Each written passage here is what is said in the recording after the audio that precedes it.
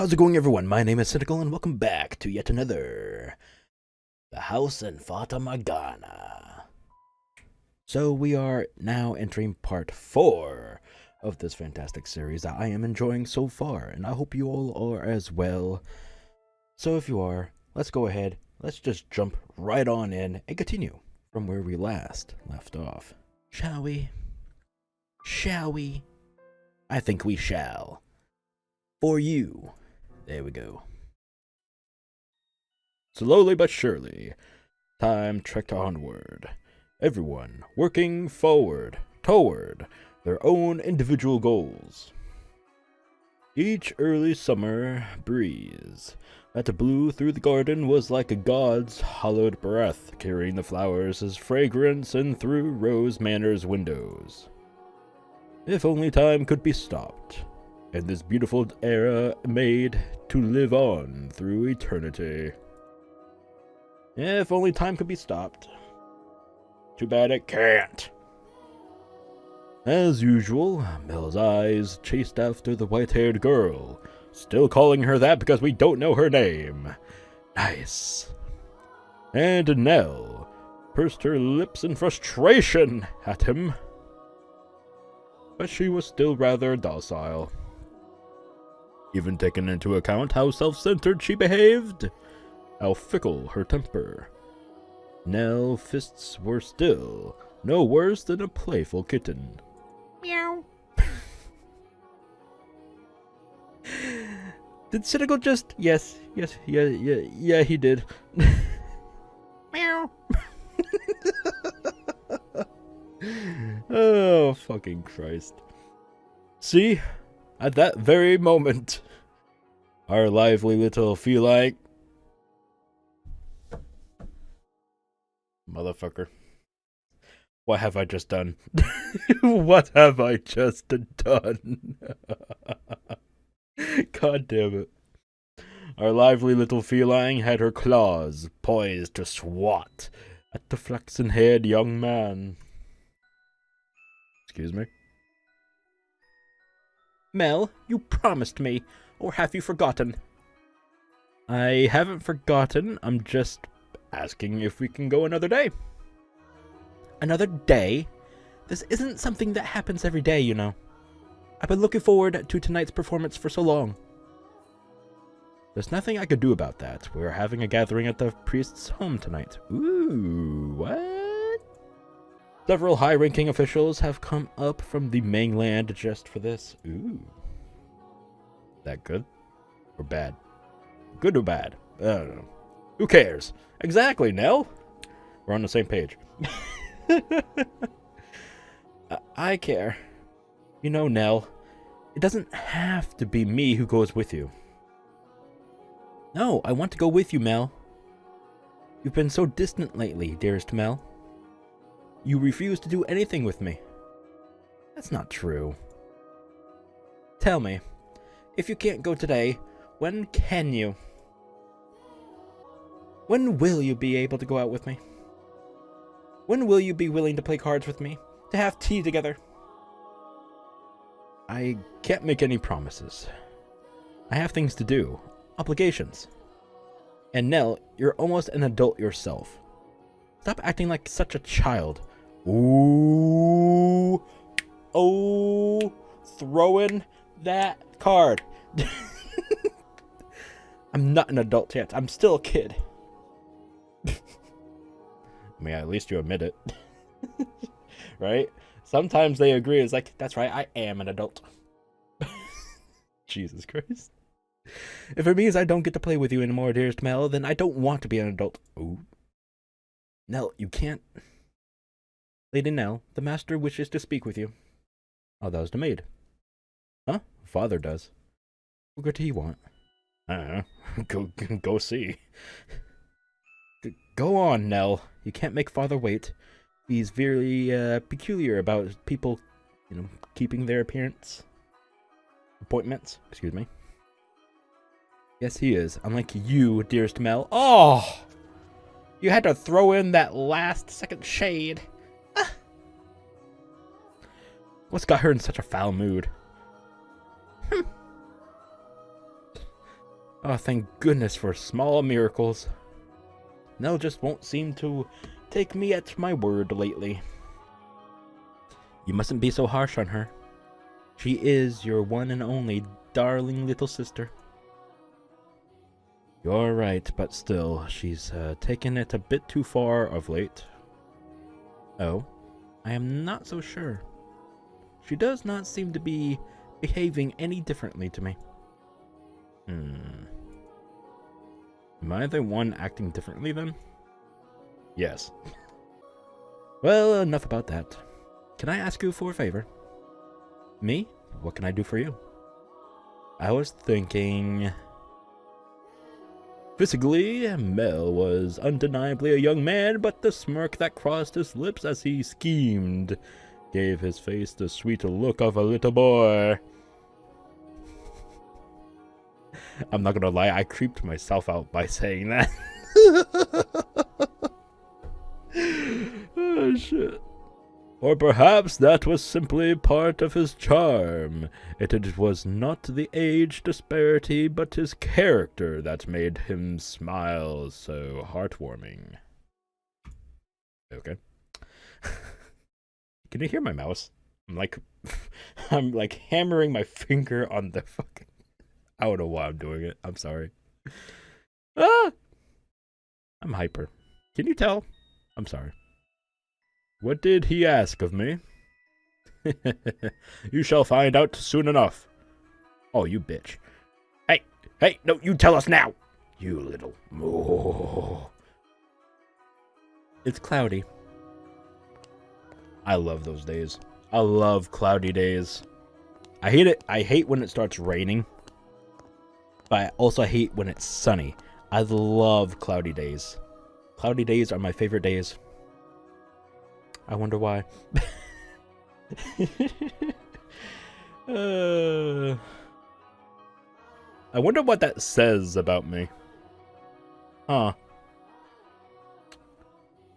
Well, anyway. And thank goodness for that too. Though it would be even better if it were even darker out. I agree. I'm also a night owl. I'm up during the nights mostly, which is concerning. I believe the textile shop was around here. Ah. Hi there. Lord Mel. Fancy meeting you here. Yeah. What a surprise. So, what do you say we take this chance to go for a little walk? Since you're sensitive to the sunlight, we can keep our eyes out for shadowy areas as we go. And if you feel unwell, just let me know. I was sent out to run an errand. Don't worry about that. Come on, follow me. Oh boy. Getting her into trouble, of course. I'm sorry. It, actually wasn't an accident that we crossed paths. I planned this out ahead of time, asked to, have you sent out on a fake errand. It feels like I'm always on alert back at the mansion. Can't relax in my own home. It's actually kind of funny. Sorry, that was inappropriate of me. I just thought, since the sun's mostly blocked out today, it would be alright if... I'm feeling just fine. Ah. Awkward! Of course. I get her out of the house, and I can't even think of anything to say! Fuck. Hey, yes? Have you settled into life at the mansion? I have. Everyone has been such a big help. That's good to hear. Indeed. Okay, this is even getting awkward for me. So, yes? Nell told me she had you help redecorate her room some time back. Ah, yes, that was shortly after I arrived. What of it? Yeah, that day, Nell told me that you don't, I don't? Never mind. Sorry, it's not important. Just say it, you boob. God damn. It is important, but I can't just ask how she feels about me. That would make it sound like I... forget sound like I do, don't I? Finally! He admits it! Ah! Fuck you. Lord Bell. Oh, sorry. Had something on my mind. It looks like it might rain again today. The weather usually gets better as summer approaches. Not worse like it has been. It won't be a heavy storm, though. No? The wind is too gentle. You can tell from that. Vaguely, but yes. Huh. That's impressive. I often leave the house unprepared, only to find myself slothing back in the rain. You laugh a lot more than you used to. Do I? Yeah, and I like that. You look better with a smile on your face. A smile suits Lady Nell much more than I. What? Her smile and your smile are completely different. Also, a smile suits you as well, Lord Mel. Do you really think so? What am I supposed to do? In the face of a smile like that? So, yes? Knowing her, if I ask if I'm imposing, she'll say no without hesitation. Trying to cover myself isn't going to get me anywhere. Hold on a second. I never did you get those flowers like I promised. There were a single rose blooming in the garden. I was planning to give it to you, but it disappeared before I had the chance. Oh, it was the one she picked out. God damn, man. No! So, I'd like you to have this. It's not a real rose, but it won't wilt either.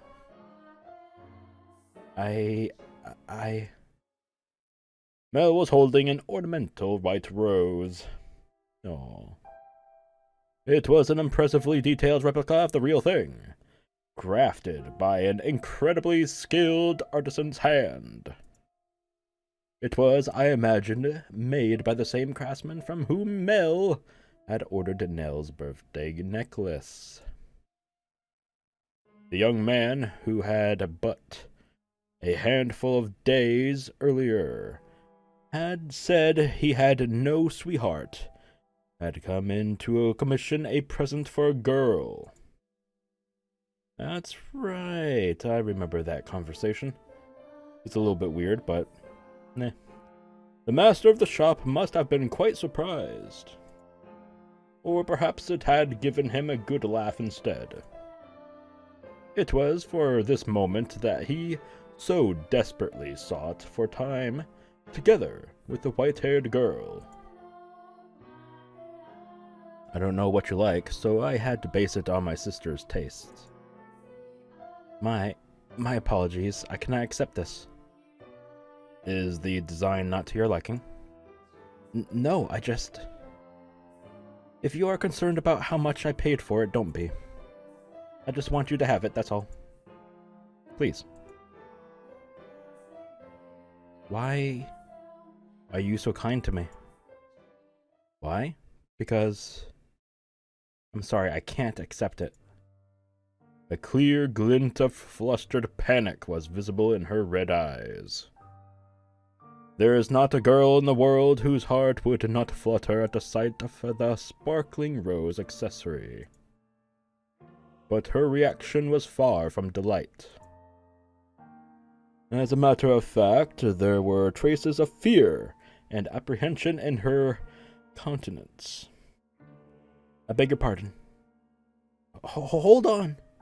Ah! No! Oh, rejected. Okay. Well, not really rejection, but I think I know why she had to actually reject it, right? Because it seems like we got a hint of something of... Is she scheming something? And what the maid said in the previous night. No, the story's a little bit confusing right now. It's a little bit slow. Don't get me wrong, I love it. But still, it's a little bit slow-paced for my tastes. A little bit slow. Did I read this? No, I didn't. Whoops. Sorry. With a look of distress on her face, the white-haired girl made a run for it. But Mel grabbed her by the arm in the nick of time. Oh, gasp. At least tell me why. Is it because you dislike me? I never said. Something's wrong with me. From the day you arrived at the mansion, it's like I haven't been myself. I've been strangely aflutter ever since then.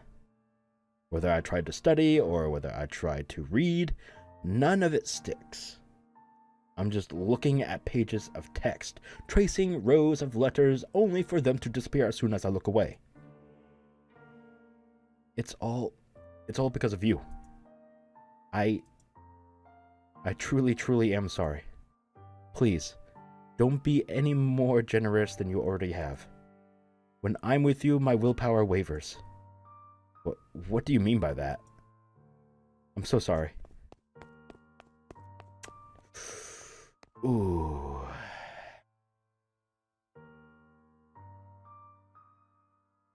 Mel's grip loosened for a moment, allowing her to slip free and dart off like a gust of wind, not giving him a chance to stop her a second time. The dumbfounded flaxen-haired boy stood frozen in place, left all by himself.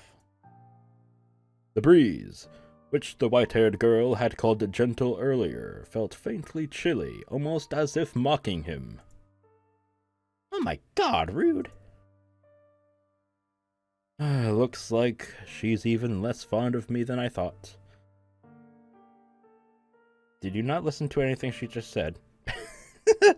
Yeah, well, whatever. God, I'm crying. Ah, I'm pathetic.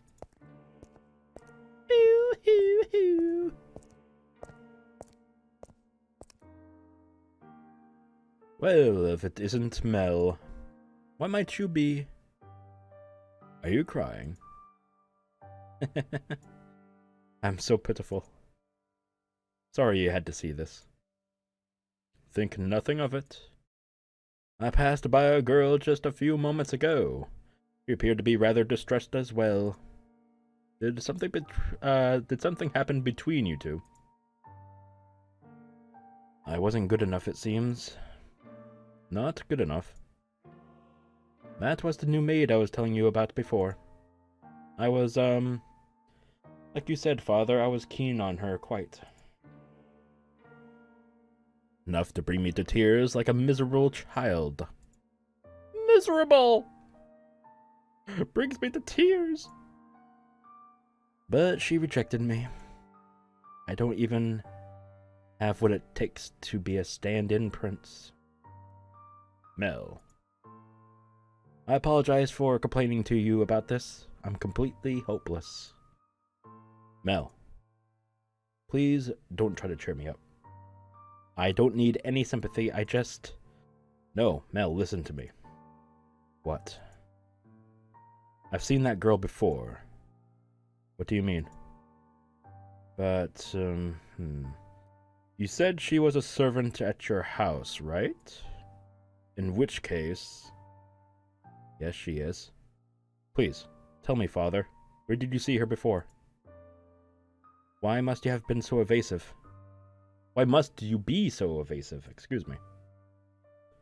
It was probably someone else. Someone else? You're saying you mistook someone who stands out as much as her? Father. She and a man whom I assume is her father paid a visit to the church once. They came asking for food, their clothes in tatters. The two were emaciated. I don't think they were eating daily. What? Wait a minute. Are you saying she's a beggar? A beggar? Oh. Okay. That changes a whole lot. Why was she taken in then? And where's the father? Or the old man who was assumed to be her father? This is... Huh. But father said she came from an esteemed house. Which is why I said I might be mistaken, Mel. She has a singular aspect, but it is possible there is another girl who looks similar. Deep down, though, the priest surely believed the opposite. And so he said sternly, like teacher to pupil. Pupil? Pupil. God damn it. Like teacher to a pupil. There you go. Fucking pupil. What the fuck? But you must be absolutely certain, Mel. Understood? You cannot proceed any further without knowing her ancestry. May I visit the church, Father? By all means. In the back of Mel's mind, a vision of the night of the storm, the night of the white-haired girl arrived at the mansion, was surely replaying. She had been wearing little more than rags and covered in grime. Hardly the appearance of a respectable young lady of class.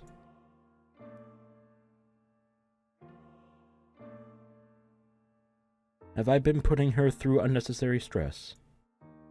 If she actually turns out to be nameless, to be rankless. No matter where she comes from, my heart is decided.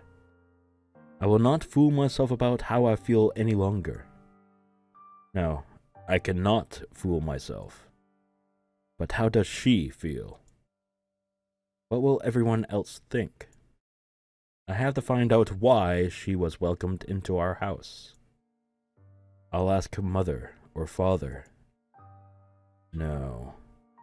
If, for some reason, they don't know she isn't aristocratic, I'm better off not saying anything.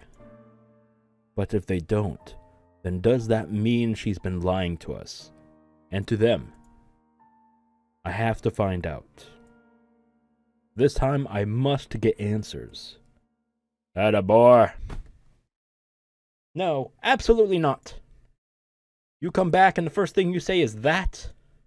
I hate you, Father. I will not stand for this.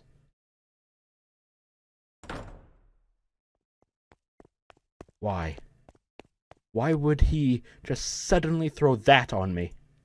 He didn't even ask for my opinion. No, I won't do it. I'm fine the way things are. I'm just fine. Dearest Mel, I need your help. I don't want to get married. An arranged marriage. Classic. Classic. This may seem sudden, but I must confess that I made a grave mistake. My transgression is that I was unable to completely predict where this path we were traveling led.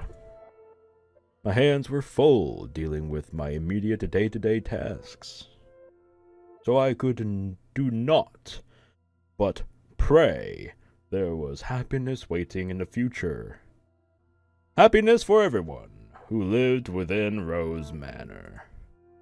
But I am but a mere maid. There are limits to what I am allowed to do. And furthermore, it was not my place to offer her my hand. Roads, such as the one we were following, have a way of diverging with little warning. And if you do not turn the wheel exactly right as those sudden forks, you may end up somewhere horribly off course.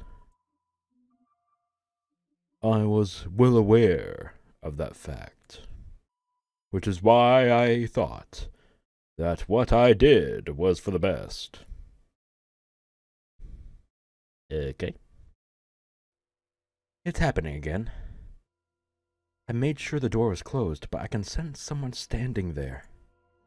Someone watching me. Footsteps. They are looking down at me?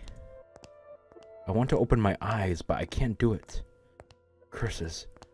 You're just going to leave without doing anything, aren't you? Then hurry up and get out of here. Free me from this torture. No. Tonight, they're on my bed now, looking down at me. My neck. What? I can't speak. I can't move.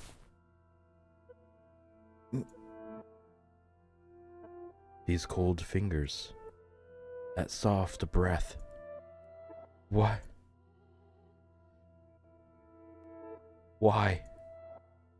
I can move my body, but that's not important right now. Oh. Hello. Thumbnail. You smell of roses. The scent of a world far removed from ours. He made to gasp at the sight before him, only to realize he could not. The pressure of her cold fingertips wrapped around his throat robbed him almost entirely of the ability to breathe. Why? He silently mouthed the word. For that moment, at least, her melancholic ruby eyes were focused wholly on the flaxen-haired young man.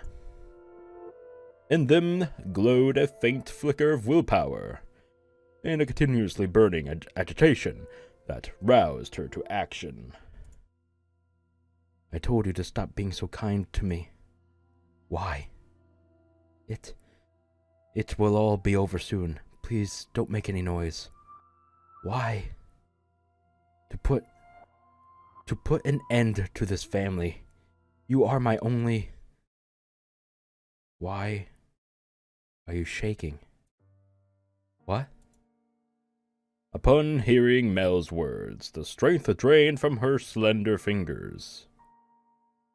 He had not been questioning why she would do such a thing. There was, of course, a trace of bewilderment visible in his eyes. But he did not shout, nor did he tremble in fear. He instead expressed concern for the young woman who looked like a concerned rabbit. I am not shaking. You are. I can see it. As he slowly regained his breath, Mel's eyes grew too clear. Conversely, the red-eyed girl's grew progressively more faint and raspy. You are not doing this because you genuinely want to. There is some other reason. This is what I desire. Have you been to my room before? You have. I'm sorry. Well, I'll be damned. Tell me, why are you shaking? You're not putting any pressure on my neck. Why haven't you run? Because I cannot fathom why you would do this, so I'm not afraid. Do you hate me so deeply you want me dead? Do you despise me to the point you would be willing to take my life with your own hands? No, I don't. See? Like I said, there's another reason. If it isn't because you detest me, then tell me, why is it? I am sorry. I will leave your room now. I will do my best not to bother you any further, so please forget anything ever happened. Do you think I'm just going to say okay and let you go? Why can't you tell me the reason? I'm sorry. Alright, then I'll try and guess. What? It has something to do with your lineage. You are troubled by it somehow, am I right? I guess that was right on the mark. I thought so. How do you know about that? The priest at the church told me he had seen you before. He also told me a little about your origin. Damn, just spilling the beans, huh? I mean, why not, I guess. I mean, whatever, fuck it. But that's all I know. The only difference between us is social rank. I don't know what would cause you to do this. Please, tell me who you really are. Tell me why you came to this mansion, and why Father allowed you to be a maid. I haven't said anything to Mother or Father. If you are hiding the truth from them, they still don't know. But I want to.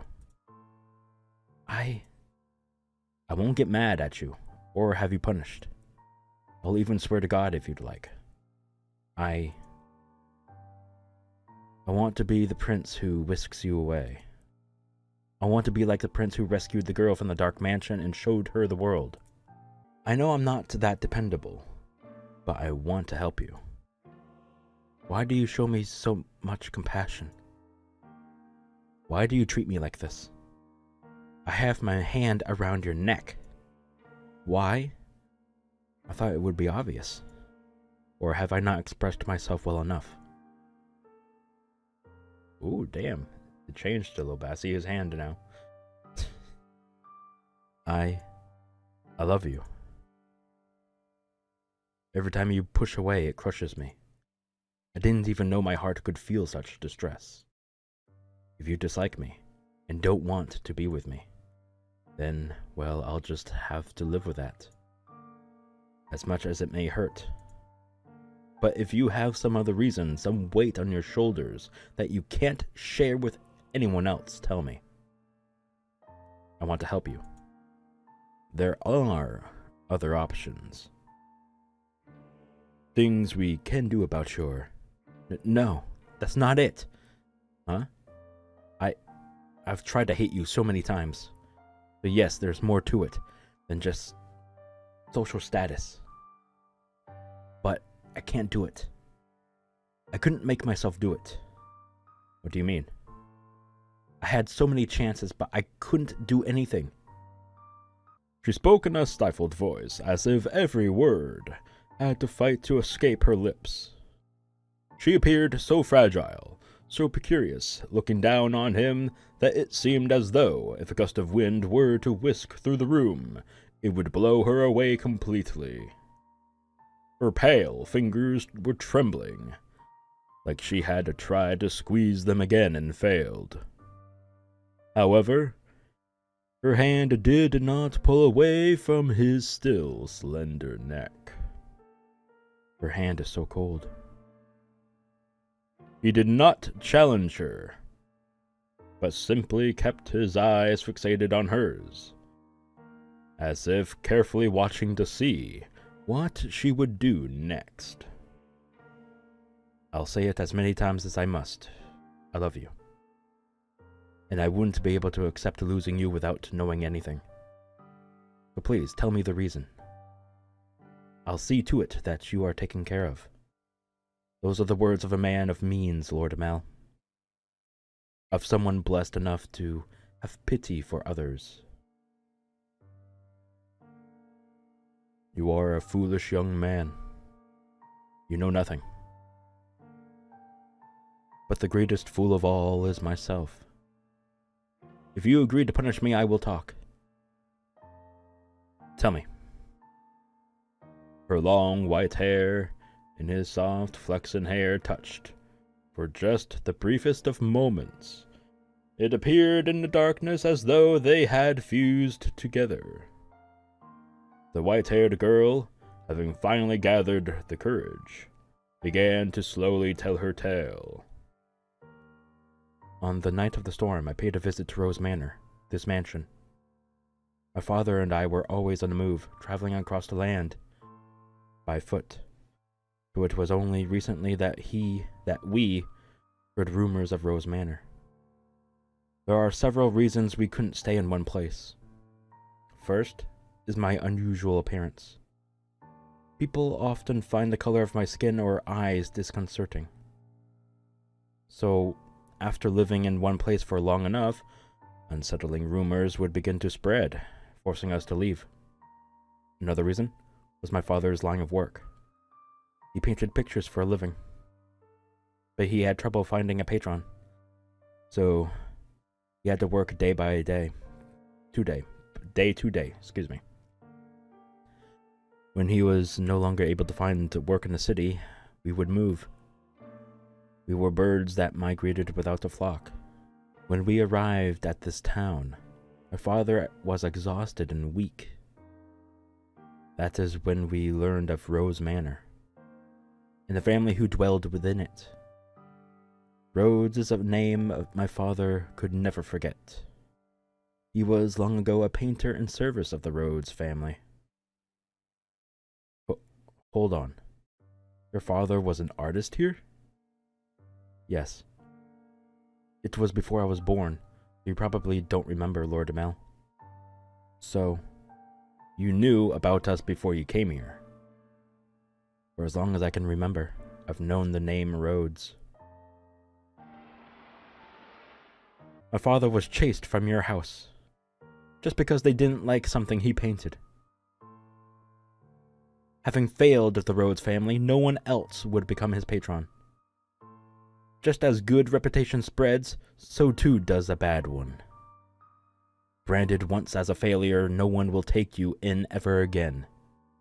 Nobles throw your parties and spread your gossip about this painter or that sculptor. The rose you tried to give me is an example of that. It was certainly crafted with skill, but the jeweler is only known because some aristocrat spoke highly of him. My father's paintings were no less skillful. His was a talent that could not be easily imitated. But no one was willing to separate the art from the artist. The Rhodes family stole everything from my father. But even thrown out onto the streets, his only skill was painting. That was all he could do to earn a living. What little money we had for food, he gave to me. He did anything he could to ensure my survival, even at the expense of his own well-being. My father passed away in this town. Up until his last breath, he was only ever concerned about me. He held me in his arms and ran his fingers through my hair, an apologetic look on his face. If I had a normal appearance, I'm sure life would have been much easier. He was always telling me how sorry he was for making life so hard, even though it's not his fault I look like this. I disdained the Rhodes family for putting my father through such hardship. I imagined you were still living in decadence, acting as though nothing had ever happened. No, you wouldn't even care about the fate of one simple painter. Our lives meant nothing to you, and so I sought to bring misfortune upon you. And that's why you tried to kill me. In truth, I had wanted to take the master's life, but your father spends so much time outside the mansion. And so, you're right. If they lost me, it would put my family in a very difficult position. I was about to say situation. That's the whole of my tale. You now know about my father, and how I feel about you. Having told you of the blackness in my heart, I cannot go on living like nothing had changed. Please give me punishment. Why? Why would you have me put the one I love through any more misery? I am not fit for your affection. Not only because I am not aristocratic, but because every time I spoke with you, I did so holding this darkness in my heart. Does that not unnerve you? In the end, it was my family's actions that caused you so much suffering. Would that your father were still alive, perhaps I could have done something. I'm sorry. And besides, you hesitated. You didn't actually kill me. What am I even to punish you for? As you said, you had countless opportunities, but you could not bring yourself to do it. Tell me, why couldn't you kill me? Because If it's because I've given you enough reason to have even the slightest bit of interest in me, nothing was as I envisioned it. What? I assumed that the residents of the Rose Manor would be cold, people who believed that wealth and rank mattered above all. But on the night of the storm, the mistress was the first one to extend her hand to me. I arrived at the mansion disguised as a beggar. Actually, disguised is not the right word, as many nights I only survived on the generosity of others. The mistress did not send me away when she saw me. Quite the opposite. She took me in as a servant. So that was Mother's doing. I could scarcely believe she would invite a stranger into her home. That she would treat a stranger with such compassion. I thought perhaps she knew who my father was. But I had never met any of you before, so she must simply be that kind-hearted of a woman. And the mistress continued to treat me with kindness, despite my disquieting appearance and the darkness in my heart. In time, I began to grow less and less sure of myself. Was what I meant to do truly right, or the things I felt truly justified? But it was a certain fact that my father was here and that he had been chased out. So I decided I should take your life, to put an end to everything before I wavered any further. And then,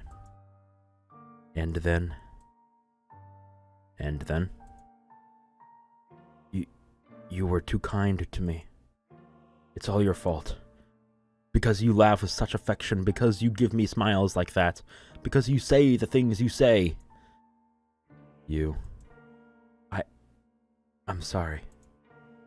No, don't apologize. I'm so happy to hear that. Despite, the unusual circumstances. Please, don't say you want to leave. Don't ask me to punish you. I couldn't do anything for your father, but at least allow me to do something for the daughter he cared for so dearly. You are far too kind-hearted. I'll be happier with you around. You can become a real aristocrat. Huh? There are families that would be willing to adopt you, especially knowing it would bring them ties to the Rhodes family in the near future. Are you saying, as long as you are okay with that, of course. I don't understand how you could possibly say that. I have my hand around your neck even as we speak. It seems reasonable enough to me. I'm desperately looking for some way to not have to lose you. But I couldn't. I don't know any etiquette or social customs. How could I? You can learn all of that. You're pretty and naturally graceful. You'll do just fine. You